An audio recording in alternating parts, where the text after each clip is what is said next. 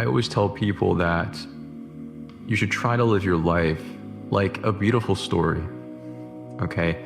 And, every timeless film, every timeless novel that you can remember, they all possess a wide spectrum of events and feelings and scenarios.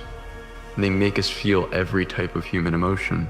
That's what we should be after, because it's this wide spectrum of going from comfort to complete vulnerability and feeling lost, and then coming back and finding yourself again. And then this time around, you have new people around you.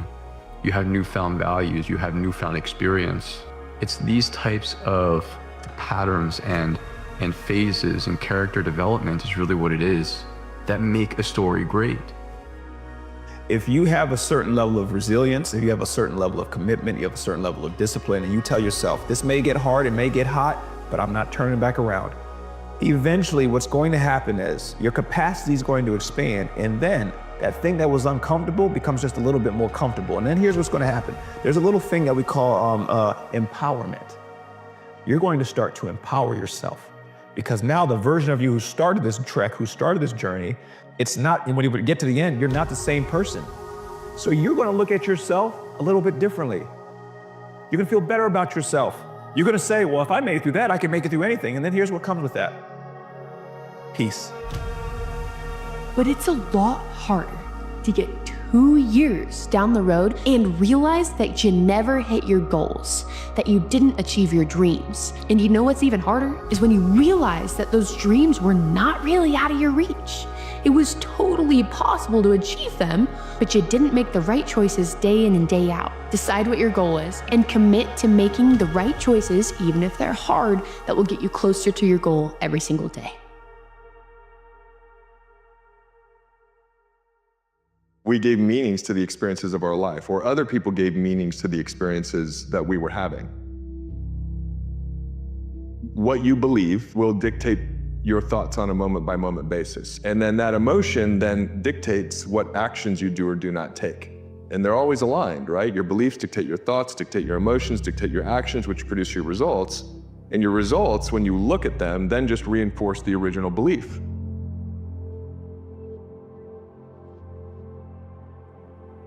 That which we tend to pay attention to is aligned with what we believe, and so that's all we get. So if you want, more happiness, if you want more wealth, if you want deeper relationships, if you want to have more joy, you want to have more fun, you want to achieve your full potential and really make an impact in the world, then what's really important is to get clear on what that could look like for you, and to make sure that what you believe is congruent with that outcome. Because if what you believe is not congruent with that outcome, just neurophysiologically, you're working against yourself. Clarity is intimately connected to imagination. So as we're getting clear on something, we're beginning to see what that thing is that we're getting more clarity on.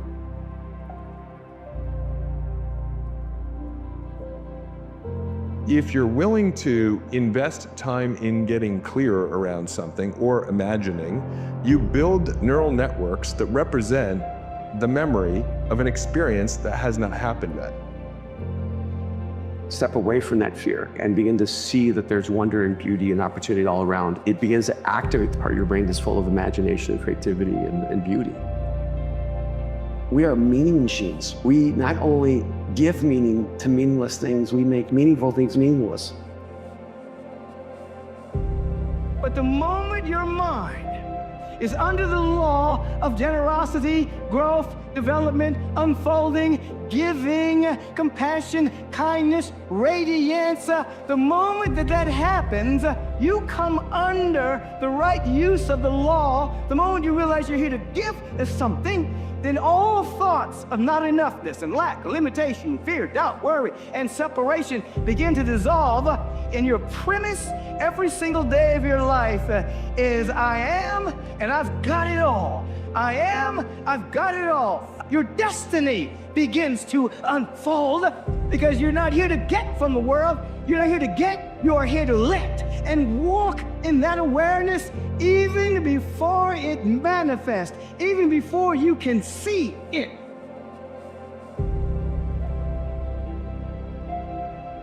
All of life but you gotta find a story that's gonna empower you to act. Complexity is the enemy of execution. The more complex you make it, the less likely you're gonna execute.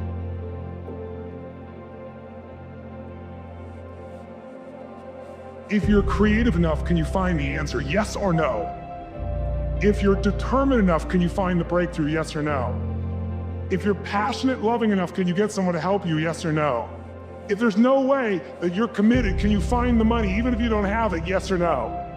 So I said creativity, decisiveness, passion, honesty, sincerity, love. These are the ultimate human resources. And when you engage these resources, you can get any other resource on earth.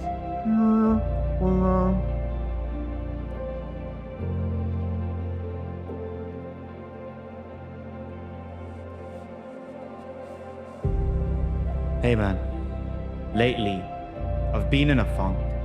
I feel like everything is slipping. I feel like I'm not where I should be, like I'm not who I'm meant to be. I'm seeing all these other people getting ahead and I'm here feeling like I'm running without ever really moving forwards.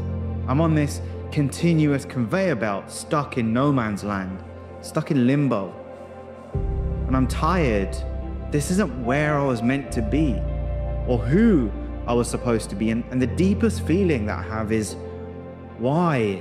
Why am I still here? But in all of that frustration and in the friction of that pain, a deep, dark part of me speaks and says, is that the best you've got? Have you genuinely given it your all? Did you truly go all chips in? And to be honest, to be really honest with you, a quiet, shameful voice is whispering, no, I haven't. Our society celebrates conquerors and shames surrender, but what if I told you surrender can actually be a powerful, empowering thing? What if by surrendering, we actually find acceptance? And in that acceptance, we become the conquerors that we're seeking. Now, I'm not talking about giving up, let me be clear.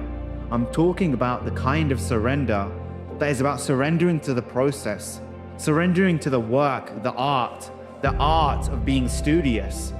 Vedic philosophy talks about this, that when a man sets aside his pride and he abandons his ego, only then can he truly begin with earnestness the journey of self-development and spiritual growth.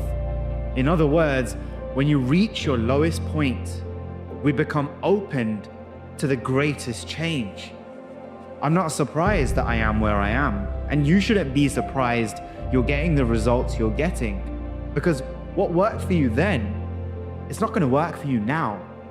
And amongst the darkness and demons of doubt, what we need to realize is that we are social machines built but also programmed to repeat patterns. And in the early days, these new patterns that we find or adopt, they bring us the excitement of new results. When you do something new, it gives you a new fix, a new result. But over time, these things decay. And it's your job to keep continually defining yourself, to abandon and then enlighten our old selves. The shedding of one shell into the next and the next and the next for lifetimes. The only constant in all of this is that things are impermanent. So don't hold on to what is. Life is like a river, and the waters that are still, that you're trying to hold on to, are the same waters that crash and swirl around you. So change. And if you want to win, if you want to succeed, if you want to go beyond this, the choice isn't to exit, it's to engage. You need to sit down and have an honest conversation with yourself about the kind of life you want to live, the kind of human being that you want to be, the sacrifice and investment that you are going to have to make in order to get there. And above all else, what are the things that you are going to personally get fulfillment from? So stay away from social media for a time if you need to. Focus on the goal, focus on the mission, focus on the vision. Don't chase things because you think it might mean that people rate you more. I want you to rate you more. I want you to do it for you. and nobody else, because that's what real success is. That's a real like. Not the kind that you get from your feed, but the kind that you get from the beating of your own heart, your own drum. And remember, it's okay not to know or to have it all figured out. You don't need a grand map of your reality and your future. Your path, it's made by walking it. So take it one step at a time. Take it one moment at a time. Have micro goals.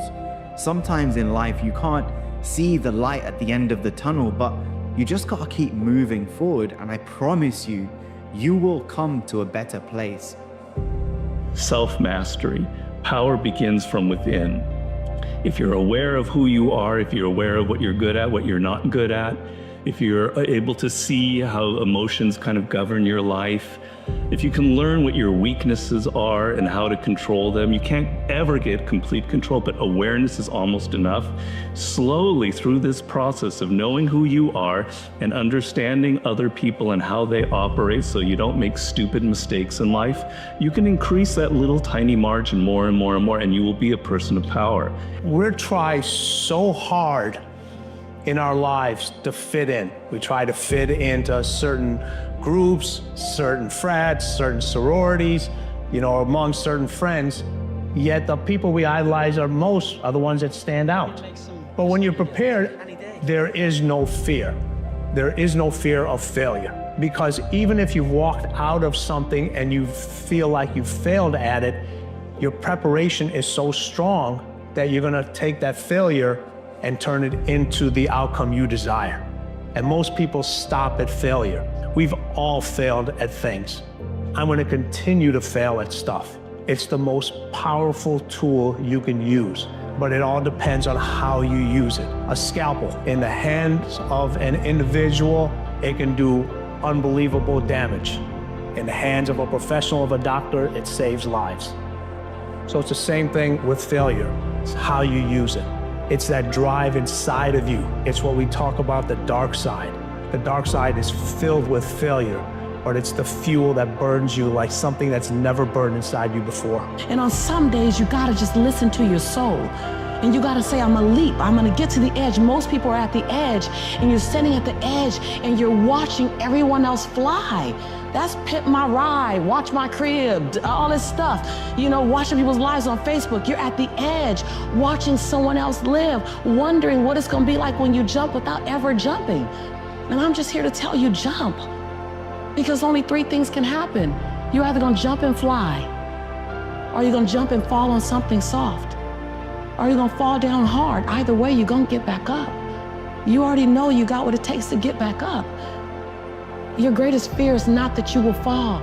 Your greatest fear is that you will live a full life and never fly, that you never leaped. You're not afraid of dying.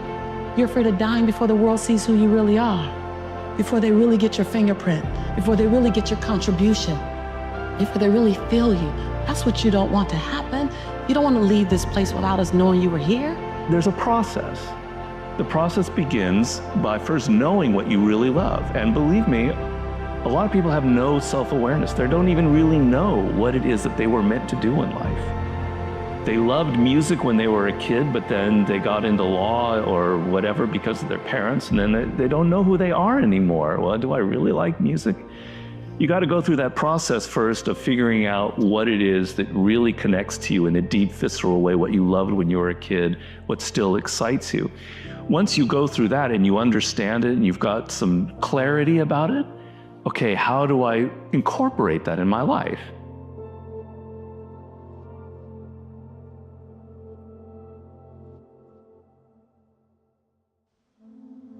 People that are hungry are willing to do the things today others won't do in order to have the things tomorrow others won't have. You have to discover what your values are. It's part of the reason why I think that you need to tell the truth, because you're forced to negotiate with yourself to operate properly in the world. And if you've warped yourself, let's say, or some elements of yourself by engaging in self-deception and lies, and you're not now, because of that, you're not who you could be, and you don't live in the world as you should live in it, then when you discuss with yourself what your value should be, it will be as if you're discussing it with someone that you can't trust. You learn more in the middle of a crisis, or when your life has that moment of a downtrodden. There's more wisdom and knowledge, instincts, intuitions, discernment, and instincts that are developed in the middle of a crisis. The truth is that you are going to suffer, but the way to deal with suffering is accepting that suffering and then recognizing that it is suffering, accepting it, and then letting it sort of have its say, and then moving on from that.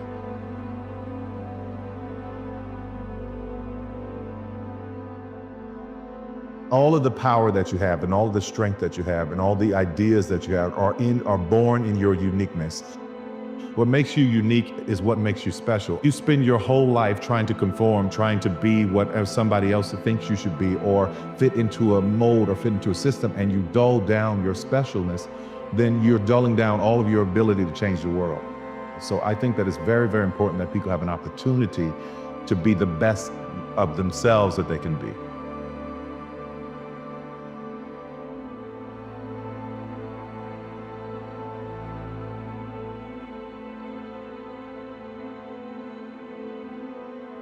Actually, we should play like champions and train like underdogs. Why?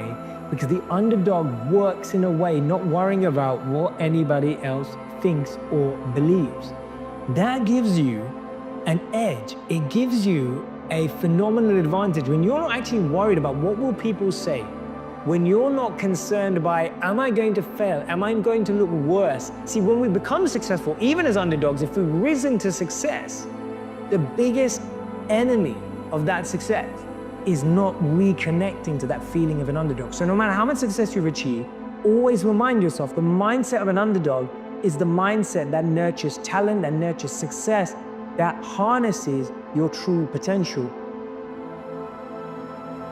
If you value yourself for being a master, if your confidence comes from, I know this stuff, then you're gonna be in trouble. Because I think that the reality is that being a master, feeling like you're an expert, that stuff is a trap. And you need to keep your beliefs nimble. So the more you learn, the more you need to be checking yourself to make sure that that stuff isn't calcifying into dogma, meaning that it becomes like, I do it this way, and that's the way I do it. That's the way I've always done it. That's what my success is based on, so I'm gonna keep doing it. That becomes incredibly dangerous, especially now in a world that changes and evolves so quickly. What worked yesterday may not keep working tomorrow. So you've got to constantly be willing to check your assumptions. The things that you're feeling, clenching up, feeling like you're not good enough, feeling like you're not ready, doubting yourself, kind of spending too much time thinking about how much time you've wasted. You cannot overcome those thoughts because they keep rising up and they've become a habit. It's sort of a pattern. You are going to feel like an imposter until you push through that clenched up moment over and over and over again. And then suddenly, through action lately, you're going to see that you're not an imposter at all. You're actually the kind of person that pushes through and does what he or she says they are going to do. When you get tired, when you get fatigued, when you get down, when you're in a slump, it's your habits, rituals, routines, and your standards that carry you through. And if you don't have good habits, you don't have good rituals, you don't have good routines, always in your life you will fall down in bad times, in slumps and fatigue and in stress. You've got to know every no brings you a step closer to a yes. Anybody can stop because someone said no, but there's something in you, in your heart of hearts, to say, no, I'm not a quitter. There's something in you that says, I've got the will to do it. There's something in you that says, I'm going to find a way.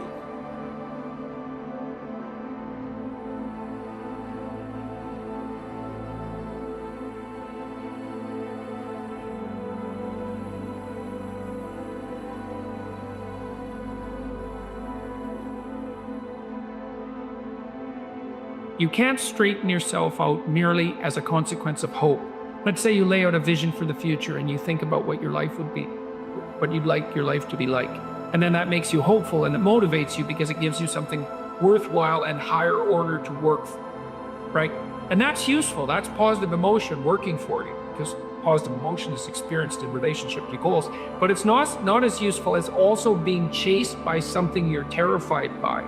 And if you have a good sense of how you fall apart if you stayed weak, and just exactly what kind of hell that would be, then when you determine to do something like to tell the truth and to say what you think and to not do things that you hate, then you're going to be pulled along by the purpose that your vision has provided for you, but also pushed along by your desire to avoid the worst forms of hell that you've already outlined for yourself. And we want to be them. We want to be someone else. And in doing that, you lose all the potential of who you are. You mimic, you be them, you are them, you become them, and you lose you. And we look up to so many people in this world who will let us down. We're humans. I'm gonna let you down. You're gonna let somebody down. If you put them on a pedestal, you then lose time when that person comes up and lets you down. You must hold yourself accountable, and being your hero, that's what that does. You make yourself so totally accountable for who you are. You focus on you and only on you to become the best person you could be for others. Because we leave a lot on the table, not searching who we are. And then therefore, you die not knowing your greatest potential.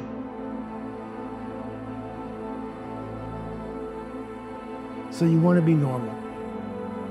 So you just want to be like everybody else that roams the world, not knowing the power that's in them, being fine with being mediocre.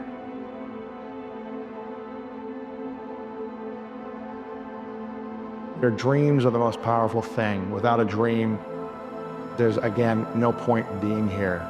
And we are lost without dreams. So find the time on a daily basis to dream and pursue your dream, whatever that looks like. Be on the pursuit of your dreams. I really believe that you have to seek the love and the beauty that you want in what you have now.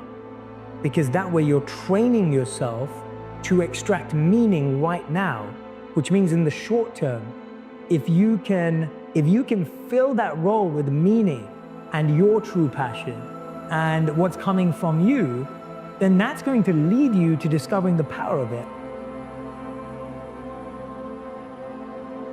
Because life is essentially tragic in its fundamental essence, you need a sustaining meaning that's deep and profound, and deep and profound enough to get you through bad times, because there will be very bad times in your life. There'll be death, and there'll be illness, and there'll be disappointment of all sorts. And there'll be just the standard difficulties of life in the world to contend with. And you really must have something that's profound and powerful to set up against that. And I think that your voluntary adoption of the struggle to improve being is the proper antidote to that.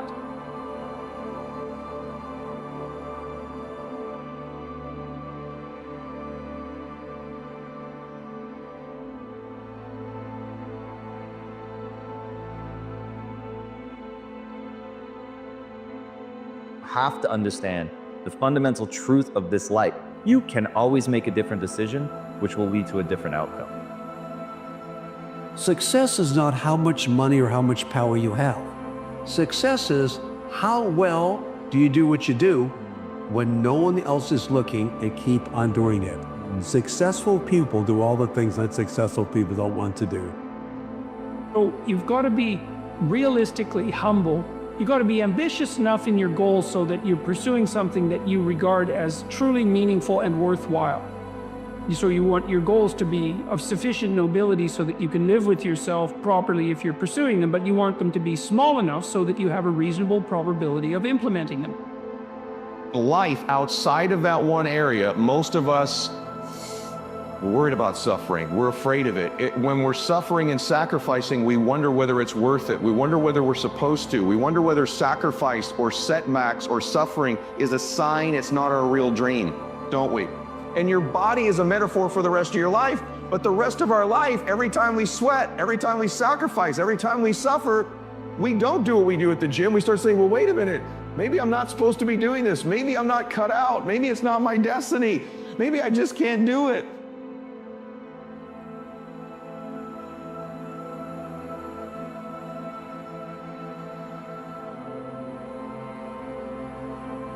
You've got to remember that any challenge we're facing today, we've faced it before as humanity. Changing the stories we tell ourselves, we can either look at challenging situations as opportunities for growth, as an opportunity to learn, as an opportunity to change, be the change, or we can look at them and really fall down. Now, that second part is okay. We can even feel like that, right? But we have to recognize it's not permanent. We've got to accept that none of our feelings are permanent. They don't need to be permanent, it's a choice. But recognize that those feelings are not permanent, and it will be amazing when we realize we are seeds, right? That is the most powerful way of finding strength. You get hungry by finding something that's you. I believe that all of us are born unique, but most of us die copies. And so the key to that hunger-driven life is a heart-centered life. I didn't do what I'm doing for years because of my programming, because of the culture in which I was raised by, that you have to work on yourself. You have to have an unstoppable attitude, and no excuse is acceptable. And you got to make it a priority, a non-negotiable in your life, and hold a constant vision of what it is you want to achieve. See it accomplished and go all out. Find a way to win.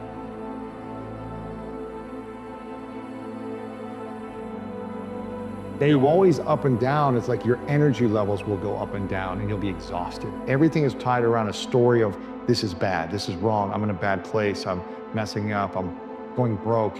That energy will pull you away from service or creation or creativity of how do I get out of this place.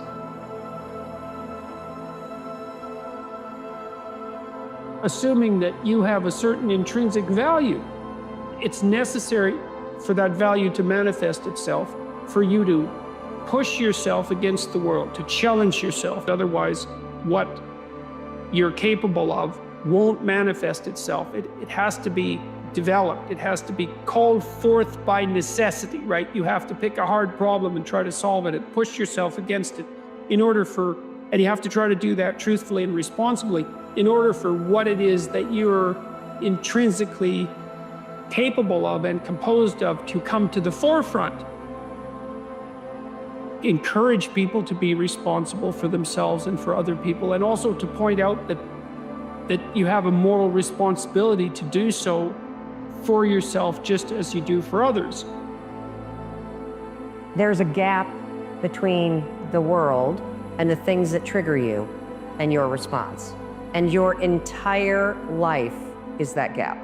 And when you start to understand that your whole life plays out in this 5-second gap, and that there's a gap that's 5 seconds long between fear and courage, and there's a gap that's 5 seconds long between self-doubt and confidence, that is your life. And what's super cool about understanding that your whole life is inside this gap is it's so small, everybody, that you have the ability to control it. Life's always gonna throw triggers at you, and there will always be all kinds of cool things that inspire you, your wisdom, and you get to choose what happens in that gap. Do you succumb to an excuse, or do you push yourself forward? And so that gap is everywhere, and it's the same everywhere. And when you start to go to work in controlling how you live in that gap, between stimulus or idea and your response, that's where the magic is. What makes people different is a flip in their fucking mindset. All those things that happen to you in your life, all those bad things, all those things that you blame other people for, they're now yours to own. You gotta figure out a way to reprogram your mind to get outside the box. A lot of people will listen to this and they'll be motivated, they'll be fired up. They'll be so fired up it's not even funny. Motivation is just kindling. It starts the fire. But that kindling, once one raindrop hits that little kindling, it's burnt out. But it has to be something that's deep down inside. So motivation is like this. If you're married and your wife is okay and your bills are paid and the kids are good and the dog's good. If everything is good, you can find some motivation. Because while your life is happy, it's that motherfucker that wakes up in the sewer every fucking day, has nothing to fucking go home to, has nothing. Bills aren't paid, doesn't know when the fucking next meal's coming, doesn't know shit, and still says, fuck it. I am going to do what I have to do to get to where the fuck I have to go. That's the difference between motivation and drive, and then soon, obsession. Obsession makes a person, makes other people, like, so when you're around somebody that's obsessed, most people don't have any fucking idea what to call you. So they call you crazy. They call you crazy because they don't understand where you're trying to go. Right. What the fuck you're trying to do, what you're trying to be. So to the normal person, which we're all normal, we're all very normal. Once they turn that mindset to a point where they no longer want to be so-called normal, that's when you start to find out that motivation is not enough. It's not enough. You have to be that person who, no matter what's going on, if you're a big time runner, you don't care what temperature is. Like a bunch of people I run with, that's what they do every morning, every night, and look to see what the fucking temperature is gonna be tomorrow. Right. What's the temperature gonna be? So am I gonna run inside or am I gonna run outside? A person that's obsessed and wants to just get there, they don't give a fuck what the temperature is. They no longer care because they know no matter what's out there, no matter if it's snowing, if it's a damn tropical storm, if it's 20 below, they're gonna run. They don't care. So there's no need to waste the time to look. I'm just gonna go. And that's how you wanna get your mind.